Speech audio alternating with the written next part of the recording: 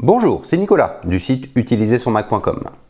Je vais prendre quelques minutes dans cette vidéo pour vous expliquer la différence entre un Fusion Drive, un SSD et un disque dur. Et surtout, je vais vous dire ce que vous devez choisir pour équiper votre prochain Mac. Alors avant toute chose, je parle de quoi? Je parle de périphérique de stockage. Le système des Mac, le système OS X et toutes les données que vous enregistrez sont stockées sur ce périphérique de stockage. Sur le Mac, vous voyez Macintosh HD d'inscrit. C'est le nom du volume. Mais en fait, ça peut être plusieurs choses. Il y a bien longtemps, il n'y avait que des disques durs à l'intérieur des Mac. Alors un disque dur, qu'est-ce que c'est? En gros, c'est un boîtier qui possède à l'intérieur plusieurs plateaux et des têtes de lecture. Alors les avantages du disque dur sont très simples. Un disque dur a une très grosse capacité de stockage et il n'est pas cher. Par contre, il y a un gros inconvénient. Il est extrêmement lent. Alors j'entends souvent parler de la rapidité d'un ordinateur. On me dit qu'un ordinateur est très rapide quand son processeur est puissant. Alors que ce soit bien clair, c'est complètement faux. La rapidité d'un ordinateur est égale à la puissance de son composant le plus lent, ou plutôt est égale à la rapidité de son composant le plus lent. Et je peux vous dire que le disque dur fait partie des composants les plus lents d'un ordinateur. Le seul composant le plus lent, c'est le lecteur de CD-ROM, le lecteur de DVD-ROM, mais il n'est pas très souvent utilisé quand il y en a un sur l'ordinateur, alors qu'un disque dur est quasiment en permanence utilisé. Maintenant, depuis quelques années, il n'y a pas que des disques durs. Vous trouvez dans pas mal de Mac à l'heure actuelle, principalement les portables, des SSD. Alors un SSD, c'est quoi? En gros, c'est un boîtier ou une barrette, peu importe la façon dont il est présenté, avec des puces de mémoire flash. Je rappelle que les puces de mémoire flash, c'est ce que vous avez dans une clé USB ou une carte mémoire d'appareil photo. Donc en gros, on n'a qu'à imaginer le SSD comme une carte mémoire d'appareil photo à plus grosse capacité et plus rapide. Bon, évidemment, c'est très simplifié. Mais le gros avantage du SSD, c'est la rapidité. Un SSD est extrêmement rapide. Par contre, évidemment, on n'a rien sans rien. Il y a des inconvénients, il y a même deux inconvénients. Un SSD est cher, notamment par rapport à un disque dur. Et si vous voulez avoir un SSD d'un prix équivalent à un disque dur, en gros, le SSD aura une petite capacité. Donc cher et petite capacité, alors qu'un disque dur est plutôt bon marché et plutôt de grosse capacité.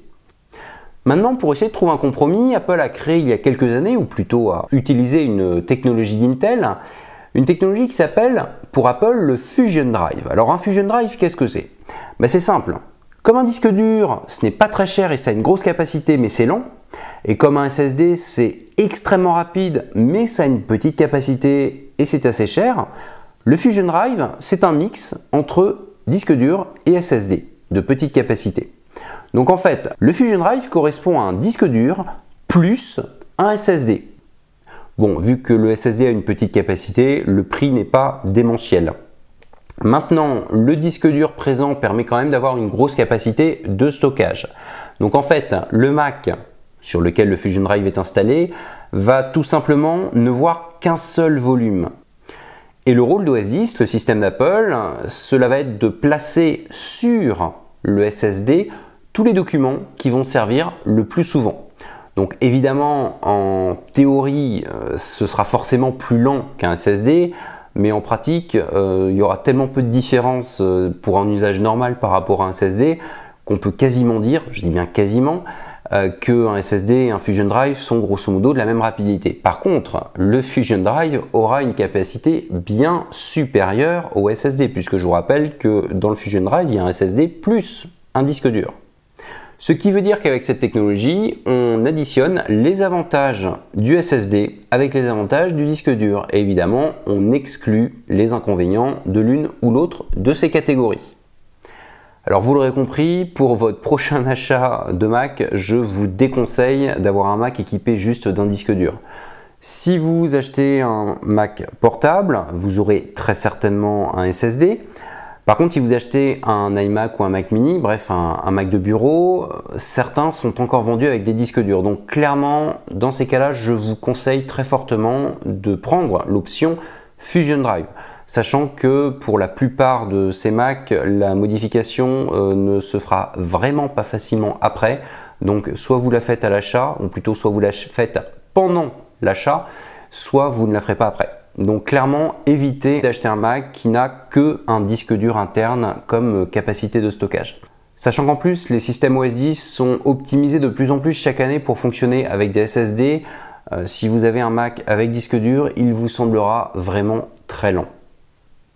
Donc, je le redis, sur un ordinateur de bureau, partez sur du Fusion Drive.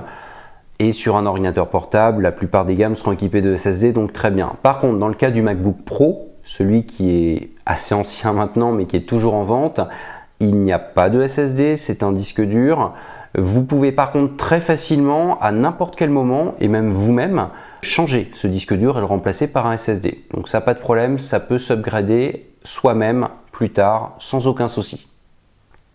Je vous donne rendez-vous pour la prochaine vidéo qui, elle, vous expliquera combien de RAM mettre au minimum dans son Mac.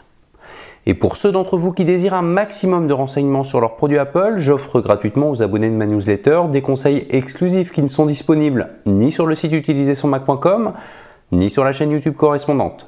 À très bientôt.